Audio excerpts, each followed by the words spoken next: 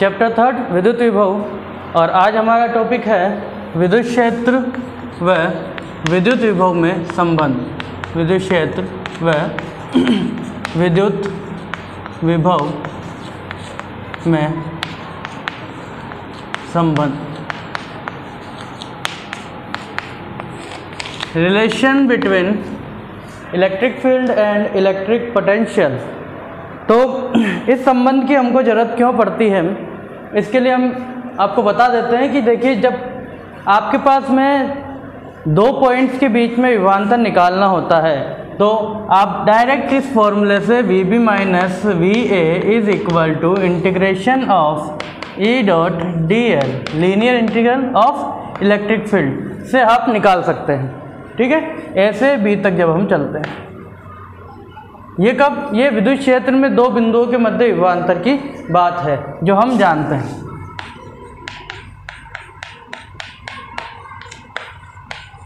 परंतु यदि आपको विभव दिया गया है, विभवांतर दिया गया है और आपसे ये पूछे कि विद्युत क्षेत्र क्या होगा, तो उस कंडीशन में हमारे लिए एक अलग फॉर्मूला आता है जो इन दोनों के रिलेशन से हमको मिलेगा। ठीक है, अब होता क्या है कि विभव एक अदिश राशि है और विद्युत क्षेत्र एक सदिश राशि है। तो आपको दी गई है अदिश राशि, एक फिक्स वैल्यू, और उससे आपको एक सदिश राशि निकालनी है। उस कंडीशन में ये फॉर्मूला ज़्यादा इंपॉर्टेंट हमारे लिए हो जाता है। तो देखिए, इस नंबर 1 इक्वेशन को मैं इस तरीके से लिख सकता हूँ, dV is equal to minus EdL cos theta. जब इंटीग्रेशन करना होगा दोनों तरफ इंटीग्रेशन का साइन हम लगा देंगे। तो विभवांतर जो होता है, विभव में जो परिवर्तन होता है वो माइनस EdL cos थीटा के रूप में होता है। तो हम इसको इस तरीके से लिख सकते हैं, dV upon DL is equal to minus E cos theta. ये माइनस आप उस तरफ लिख सकते हैं। ठीक है, अब देखिए होता क्या है कि ये जो dV अपॉन DL आया है, इसको हम कह रहे हैं विभव में परिवर्तन दूरी के सापेक्ष, है ना। तो विद्युत क्षेत्र में दूरी के साथ साथ परिवर्तन होता है तो विभव प्रवणता कहलाती है। और ये परिवर्तन अधिकतम कब होता है? विद्युत क्षेत्र में दूरी के साथ विभव में परिवर्तन विभव प्रवणता कहलाती है। और ये अधिकतम परिवर्तन कब होता है? जब थीटा इज इक्वल टू 0 हो।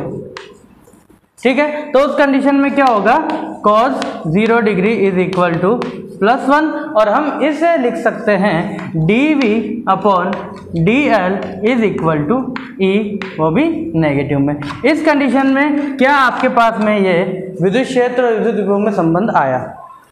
आगे इतने से काफ़ी नहीं है, हम इसको थोड़ा सा और समझ रहे हैं। ये कह क्या रहा है कि जो विद्युत विभव में दूरी के साथ परिवर्तन है वो एक फिक्स डायरेक्शन में है। फिक्स डायरेक्शन मतलब विद्युत क्षेत्र की दिशा में है। अब विद्युत क्षेत्र x, y, z तीनों डायरेक्शन में समान रूप से फैला हुआ है, हम ये मान रहे हैं क्योंकि एक सदिश राशि है। तो ये इस डायरेक्शन को अगर मैं L मानूं कि भाई ये L डायरेक्शन में अधिकतम है, तो अगर मैं इसको x, y, z के फॉर्म में डिनोट करना चाहूँ तो उस प्रकार से हम इसे क्या कह सकते हैं। चलिए, पहले इसका नाम क्या है हमारे पास में, विभव प्रवणता।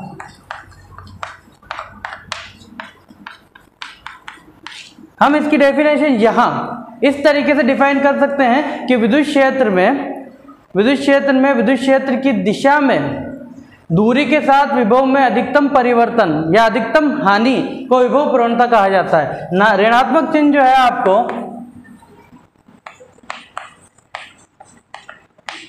हानि को बताता है,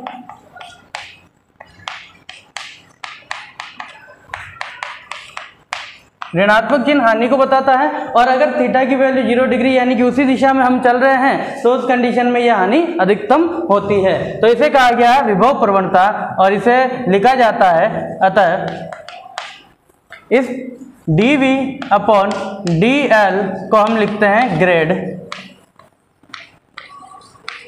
V।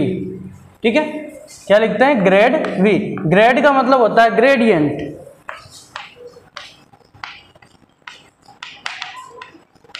यह है ग्रेडियंट, ग्रेडियंट का मतलब प्रवणता। ठीक है, ये है आपके पास में ग्रेड V। अब dV अपॉन DL को कहते हैं ग्रेड V। नेगेटिव की जरूरत नहीं है क्योंकि हम बोल रहे हैं परिवर्तन। तो दूरी के साथ विभव में परिवर्तन विभव प्रवणता कहलाती है। जब आप आगे पोटेंशियोमीटर पढ़ेंगे विभव मापी, तब उस कंडीशन में हम इसकी डेफिनेशन पढ़ेंगे। तार की प्रति इकाई लंबाई पे विभव पतन का मान विभव प्रवणता कहलाती है। तो ये डेफिनेशन अधिकतर बार लिखी जाती है एग्जाम में जब आती है, ठीक है ना। यहाँ पर हम क्या कह रहे हैं कि विभव में परिवर्तन सेम चीज है, बस यहाँ पे विद्युत क्षेत्र के अकॉर्डिंग इसको हमको समझाना है। तो विद्युत क्षेत्र की दिशा में विभव के मान में अधिकतम परिवर्तन जब होता है तो आप उसको विभव प्रवणता कह रहे हैं। अब माइनस का मतलब होता है हानि, तो अधिकतम हानि मान लेंगे, ठीक है। आगे हम पढ़ रहे हैं, अगर ये ग्रेड V है तो उस कंडीशन में अगर मैं इसको इक्वेशन 2 कहूं तो अतः समीकरण 2 से आप dV/dl की जगह ग्रेड V लिख सकते हैं। तो EL इज इक्वल टू हो जाएगा आपके पास में ग्रेड V, वो भी किस में, माइनस में, ठीक है। अब इधर देखिए dV/dl वैसे तो अदिश राशि मानते हैं, अदिश राशि होनी चाहिए, लेकिन क्या होता है क्योंकि इसकी वैल्यू एक फिक्स डायरेक्शन में आ रही है तो ये दिशा को बता रहा है, तो दिशा को बताने के कारण हम इसे क्या मानते हैं, एक अदिश सदिश राशि मानते हैं। तो आप इसे वेक्टर फॉर्म में लिखेंगे, ठीक है। आप इसे भी वेक्टर फॉर्म में जब लिखेंगे तो आप इस वेक्टर फॉर्म में समीकरण 2 का सदिश रूप कैसे लिखेंगे, समीकरण 2 का सदिश रूप आप लिखिए E vector is equal to dV/dl minus और इसके साथ में एक यूनिट वेक्टर, ठीक है। अब ये क्या कह रहा है, अगर आपका विभव जो है x, y और z का फलन है तब क्या होगा, और त्रिज्या का फलन है तब क्या होगा। समझिए, अगर आपके पास में एक पॉइंट चार्ज है तो उसके चारों ओर जो विद्युत क्षेत्र बनेगा वो त्रिज्य विद्युत क्षेत्र बनेगा। उस कंडीशन में r पे डिपेंड करना चाहिए v, है ना। दूरी के साथ साथ परिवर्तन की दर को बताना चाहिए, दूरी के साथ साथ परिवर्तन को बताना चाहिए। तो अगर यदि विभव r का फलन है, r का फलन है तो हम इसे क्या लिखेंगे, यानी कि v ऑफ r। विभव अगर v ऑफ r है, r का फलन है, तो उस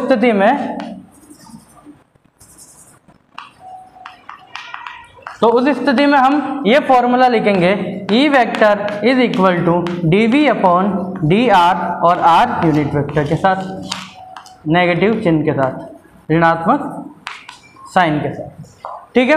ये हमारे पास में विद्युत क्षेत्र से विद्युत विभव का एक फॉर्मूला है। तो इस पर भी एक क्वेश्चन आएगा न्यूमेरिकल, और जो आगे क्वेश्चन बनेगा मैं ये कहना चाह रहा हूँ कि विद्युत क्षेत्र एक सदिश राशि है तो x, y और z तीनों कोऑर्डिनेट इसमें आते हैं। तो अब उस कंडीशन में v जो है केवल r का नहीं होकर x, y, z का फंक्शन भी हो सकता है। तो उस कंडीशन में हम इस फॉर्मूले को किस तरीके से लिखेंगे, तो हम ये मान रहे हैं कि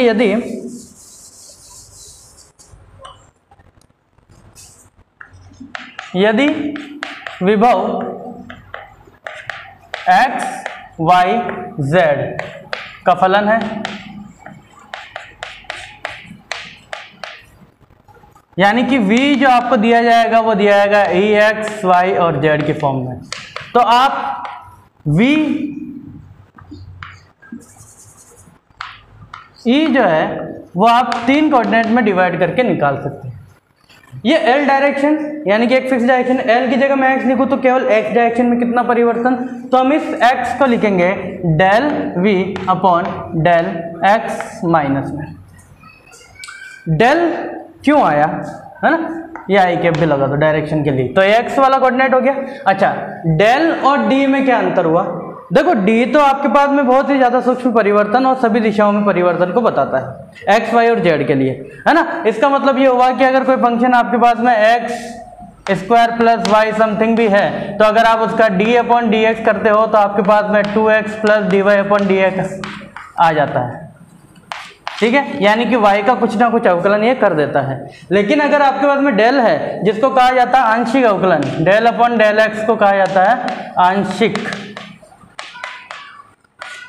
अवकल संकारक, ठीक है। तो आंशिक का मतलब क्या हुआ कि जो फंक्शन आपको दिया गया है जिस डायरेक्शन में केवल ये उसी को चर मानेगा, बाकी सब इसके लिए अचर हो जाएंगे। यानी कि अगर ये del/del x होता और एक्स स्क्वायर प्लस वाई इस तरीके से होता तो हम इसको आंसर केवल 2x लिखते, क्योंकि y को तो ये क्या मान लेता, अचर मान लेता। तो जिसके रिस्पेक्ट में आपको अवकलन करना है, आंशिक अवकलन करना है, केवल ये उसी को चर मानेगा, बाकी सब अचर हो जाएंगे, यानी कि उसी का अवकलन करेगा, बाकी सबको 0 मान लेगा अचर होने के कारण। ठीक है, इस तरीके से आप इसको लिखते हैं। तो अगर ये x डायरेक्शन में है तो इस तरीके से लिखा जाएगा। अब अगर ये y डायरेक्शन में है तो आप इसको लिखेंगे minus del V upon del Y J cap. अगर ये z डायरेक्शन में है तो हम इसको लिखेंगे del V upon del Z K cap. ठीक है, तो इस तरीके से हमारे पास में कुल विद्युत क्षेत्र कितना हो गया, तो विद्युत क्षेत्र जो टोटल हमारे पास में होगा वो हो गया हमारे पास में ई x I cap plus E Y J cap plus E Z K cap. ठीक है, और अगर मैं यहाँ पे वैल्यू रख देता हूँ तो मेरे पास में आती है del upon del X V plus del V upon del Z J cap plus del V upon del Z K cap. ठीक है, और जो माइनस है इनके 1 2 और 3 माइनस, ये सारे के सारे माइनस आप बाहर लिख सकते हैं यहाँ पे।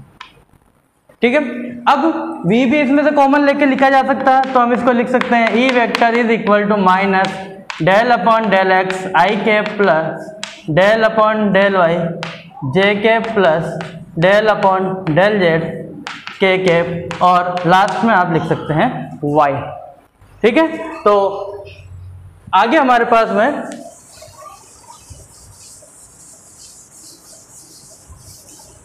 इस पूरे समीकरण को हम लिख सकते हैं e cap is equal to minus del operator और इसके साथ में v। अब यहां पे जो है इस चिन्ह को हम कहते हैं डेल ऑपरेटर। ठीक है, डेल संकारक। इस डेल संकारक का मान क्या होगा, इस डेल संकारक की वैल्यू क्या हुई, तो डेल संकारक हमारे पास में क्या है, ये पूरा कोष्टक है, तो हम इसे लिख रहे हैं डेल संकारक को del upon del X I cap plus del upon del Y J cap plus del upon del Z K cap. ठीक है, ये चीज आप लिख सकते हैं। अब इसे समझने का सबसे बेहतरीन तरीका है क्वेश्चंस करेंगे तो ये समझ में आएगा, वरना थोड़ा थोड़ा याद नहीं रहेगा। आपको याद क्या रखना, मेन चीज क्या याद रखनी, एक तो E is equal to minus del V होता है, इस डेल की वैल्यू ये होती है। ठीक है, दूसरी बात, जब कभी आपको x y और z की टर्म में विभव दिया जाएगा तो आपको ये तीनों अवकलन करने हैं, और तीनों अवकलन करने के बाद में इस फॉर्मूले में इसकी वैल्यू रख देनी है। अगर आपको ये r का फलन दिया जाएगा तब आप सिंपल सा dv अपॉन dr करके इसकी वैल्यू निकाल सकते हैं। ठीक है, तो हम क्वेश्चन आंसर से इसकी शुरुआत करते हैं। एग्जाम्पल के तौर पे अगर आपको कोई v जो है यदि r का फलन है और आपको इस प्रकार से दिया गया है 343 अपॉन r वोल्ट में, तो आपको एक फिक्स पॉइंट जिसको हम r वेक्टर कहते हैं 3i plus 2j minus 6k cap पर कोई वैल्यू फाइंड करनी है। ठीक है, जो कि मीटर में, इस जगह पर आपको क्या करना है, एक विद्युत क्षेत्र का मान निकालना है। तो हमें पता है, हम जानते हैं कि यदि r का फंक्शन होता है v, उस कंडीशन में E vector is equal to minus dv upon dr से लिखा जाता है। ठीक है, r कैप के साथ में। तो अगर मैं dv अपॉन dr निकाल लूँ 343 अपॉन r का, तो मेरे पास में वैल्यू आती है 343 अपॉन r स्क्वायर माइनस में। ठीक है, ये वैल्यू उठा के इस इक्वेशन 1 में रख दी जाए तो हमारे पास में क्या बचेगा, E vector is equal to minus से माइनस कैंसिल हो जाएगा और 343 अपॉन r square r unit vector. अब इस r यूनिट वेक्टर को हम लिख सकते हैं, क्योंकि r यूनिट वेक्टर को लिखा जाता है r vector upon r vector का मॉड। तो ये चूंकि परिमाण है और ये भी परिमाण है, तो 2 और 3 पावर इसकी हो जाएगी। तो हमारे पास में ये बन गया है E vector is equal to 343 upon R cube और इसके बाद में आर वेक्टर। तो आर वेक्टर तो ये रहा, पूरा का पूरा यहाँ लिख देंगे। आर क्यूब निकालनी है तो आर जो आपके पास में वेक्टर है उसके आपको मोड निकालना है। अगर उसका मोड निकालना है तो हम कैसे निकालते हैं, 3 का स्क्वायर प्लस 2 का स्क्वायर प्लस माइनस 6 का स्क्वायर और उसका अंडर रूट। तो हमारे पास में R unit vector is equal to 9 plus 4 plus 36 under the root. ये हमारे पास में हो गया है 49 और 49 का अंडर रूट होता है हमारे पास में 7। ठीक है, यहाँ पे 7 का क्यूब है। तो हम क्या लिख सकते हैं, E vector is equal to, अच्छा ई वेक्टर, अब ये क्या हो गया, ई वेक्टर हमारे पास में यूनिट वेक्टर की वैल्यू रख दी हमने। तो E vector is equal to 343 upon 7 का क्यूब और यहाँ पर हमने वैल्यू रख दी है 3i cap plus 2j minus 6k cap. ये हो गया हमारे पास में 343, तो 343 अपॉन 343 कैंसिल आउट हो जाएगा और हमारे पास में वैल्यू आएगी 3i cap plus 2j minus 6k cap. ठीक है, ये न्यूटन पर कूलम या वोल्ट पर मीटर में होगी। नेक्स्ट क्वेश्चन जो हमारे पास में है वो है कि अगर आपके पास में विभव केवल किसी एक कोऑर्डिनेट का फंक्शन यानी कि x, y या z में से किसी एक का फंक्शन दे रखा हो तो उस कंडीशन में आप उस क्वेश्चन को कैसे सॉल्व करेंगे। तो हमारे पास में अगर x का फलन दे रखा है विभव, तो विभव अगर x का फलन दे रखा है तो v of x is equal to 2x square volt. ठीक है, और इसकी वैल्यू आपको निकालनी है कुछ 1, 2 एंड 3 कोऑर्डिनेट पर। ठीक है, तो कोऑर्डिनेट विद्युत क्षेत्र किस बिंदु पे निकालना उसके कोऑर्डिनेट होना आपके पास में ज़रूरी है। तो हमारे पास में E vector is equal to क्या होता है, E vector is equal to हमारे पास में है del V upon del X I cap plus del V upon del Y J cap plus del V upon del Z K cap. ठीक है, इस तरीके से आपके पास में माइनस में इस तरीके से आपके पास में वैल्यू होती है। तो मैंने आपको बताया कि आपको इस फॉर्मूला में वैल्यू रखना है जब इसको आप अलग अलग निकाल लेंगे। अब हमारे पास में केवल x ही है तो y और z का तो कोई काम ही नहीं है। तो हमारे पास में ई वेक्टर जो है वो क्या बनेगा अब, minus del v upon del X I cap. अब आपको क्या निकालना है, v का x के सापेक्ष अवकलन। तो हमारे पास में हो जाएगा E vector is equal to minus del upon del X 2x square I cap. 2x square x के सापेक्ष 4x होगा। तो हमारे पास में E vector is equal to 4x minus में आई कैप। अब x की वैल्यू कोऑर्डिनेट में देखिए कितनी है, x is equal to 1 metre. ठीक है, ये आपके हाथ में हो गया वोल्ट पर मीटर। तो यहाँ पर 1 रखते वैल्यू हमारे पास में क्या आ जाएगी, E is equal to minus 4 I cap volt per metre. इस तरीके से हम विद्युत क्षेत्र का मान बता सकते हैं। ठीक है, तो -4 वोल्ट पर मीटर होगा y डायरेक्शन में वैल्यू। इसी तरीके से नेक्स्ट क्वेश्चन जो इसका है वो हम लिख सकते हैं इस तरीके से। ये एग्जाम्पल सेकंड मैंने आपको कराया है। एग्जाम्पल थर्ड में देखिए, अगर आपके पास में v जो है वो x और y का फंक्शन है तो हमारे पास में क्या है 4x plus 3y, 4x plus 3y। तो 4x प्लस 3y वोल्ट पे आपके पास फंक्शन है और जो वैल्यू आपको निकालनी है वो वैल्यू निकालनी है, कोऑर्डिनेट आपको दे रखा है 1 एंड 2। 1 और 2 पे इसकी वैल्यू हम फाइंड कर रहे हैं। तो हमारे पास में क्या रहेगा, E vector is equal to, अब आपके पास में केवल x और y है तो z का कोई काम नहीं, तो आप लिख सकते हैं del v upon del X I cap plus del v upon del Y J cap. ठीक है, इसके अलावा कुछ लिखने की आपको आवश्यकता नहीं है, z लिखने की आवश्यकता नहीं है। तो E vector is equal to minus del upon del X. यहाँ पर आपके पास में क्या आ जाएगा 4x प्लस 3y। ठीक है, आई कैप। इसी तरीके से डेल अपॉन डेल एक्स और यहाँ पे वापस 4x प्लस 3y जे कैप। ओके, अब इसमें केवल x का होगा और इसमें केवल y का अवकलन होगा। तो हमारे पास में E vector is equal to minus, यहाँ आ जाएगा 4i कैप और यहाँ आ जाएगा आपके पास में 3j कैप। ठीक है। अब वैल्यू आपको 1 और 2 रखनी है, यानी कि x की वैल्यू 1 रखनी है और y की वैल्यू 2 रखनी है आपको, ठीक है ना। तो उस कंडीशन में x और y दोनों आपके पास में नहीं है, तो आप क्या करें, सीधा इसका परिमाण निकाल लें, ठीक है। सीधा इसका परिमाण निकालेंगे तो हमारे पास में वैल्यू आ जाएगी, सीधा इसका परिमाण निकालेंगे तो E vector is equal to mod, आप क्या करते हैं 4 का स्क्वायर प्लस 3 का स्क्वायर, अच्छा माइनस अगर अंदर चले जाएगा तब भी कोई फर्क नहीं पड़ेगा ना, -4i कैप -3j कैप, तो आप माइनस का भी आप क्या करेंगे स्क्वायर निकालेंगे तो E vector is equal to 16 + 9 25 और 25 का हो जाएगा आपके हाथ में 5 वोल्ट पर मीटर। इस तरीके से आप दूसरा क्वेश्चन सोल्व कर सकते हैं। नेक्स्ट क्वेश्चन जो आप इसमें करेंगे उसमें आपके हाथ में x, y और z तीनों का फलन होगा वो, ठीक है। तो क्वेश्चन थोड़ा बड़ा हो जाएगा, तो उस कंडीशन में आप उसको स्टेप बाय स्टेप सोल्व करेंगे, ठीक है। तो अगला जो एग्जांपल है आपके पास में x, y और z तीनों की फॉर्म में 6x - 8xy - 8y + 6yz volt, आपको 1 1 1 पॉइंट पर इसकी वैल्यू फाइंड करनी है, किसकी, विद्युत क्षेत्र की।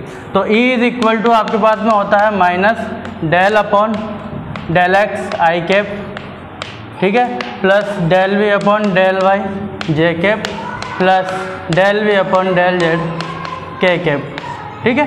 इस तरीके से वैल्यू होती है। तो हम क्या कर रहे हैं, इन तीनों की अलग अलग वैल्यू निकाल रहे हैं। तो यहाँ पहले आप निकाल रहे हैं del/del x 6x - 8xy - 8y + 6yz, तो इसमें जितने भी x है केवल उसका आप अवकलन करेंगे, बाकी आप किसी का भी अवकलन नहीं करेंगे, ठीक है। तो आपके पास में x किस टर्म में है, केवल इन दो में है। तो अगर मैं इनका अवकलन करता हूँ तो मेरे पास में वैल्यू क्या आती है, वैल्यू आती है 6 - 8y, ठीक है। इसी तरीके से अगर मैं del/del y करता हूँ तो del/del y भी 6x - 8xy - 8y + 6yz, इसमें y कितने में है, 3 में, तो x का पहला पद तो 0 कर दो इसको, तो बचा हमारे पास में क्या, 8x माइनस में, तो -8x - 8 और +6z, ठीक है। इसी तरीके से अगर मैं del/del z करूँगा तो 6x - 8xy - 8y + 6yz, अगर इसका अवकलन किया जाए तो केवल z वाला, z आपके पास में केवल एक में ही है, तो इसकी वैल्यू आपके पास में 6y ही आएगी। अब ये जो 3 वैल्यू आपको दिखी है, इन तीनों वैल्यू को उठा के आप ऊपर यहाँ रखेंगे, तो E = आपके पास हो जाएगा del/del x, del/del x आपके पास आया 6 - 8y i कैप, ठीक है, और del/del y आपके पास में आया है -8x - 8 + 6z, ठीक है, और जो del/del z आपके पास में आया है वो है केवल 6y, यह है j कैप और यह है k कैप माइनस। तो E vector is equal to, आपको क्या करना, 1 1 1, यानी कि आप x, y और z तीनों की वैल्यू क्या रखेंगे, 1 रखेंगे, तो -6 - 8 i cap plus -8 - 8 + 6 j cap plus 6 k cap, ठीक। ये हमारे पास में हो गया E vector is equal to minus का 2i कैप और -16 + 6 माइनस का 10 j कैप, और ये हो गया हमारे पास में 6 k कैप। माइनस अंदर जाएगा तो हमारे पास में E vector is equal to 2i cap plus 10 j cap - 6 k cap, ठीक है। अब इसका हम क्या करेंगे, परिमाण निकाल लेंगे। तो E वेक्टर का परिमाण 2 का स्क्वायर प्लस 10 का स्क्वायर प्लस -6 का square under the root volt per metre, इसकी यूनिट जो है। तो E vector is equal to आपके पास हो गया 4 + 100 + 36, यानी कि ये हो गया आपके पास में 140 अंडर दी रूट। इसको आगे आप सॉल्व कर सकते हैं, ठीक है।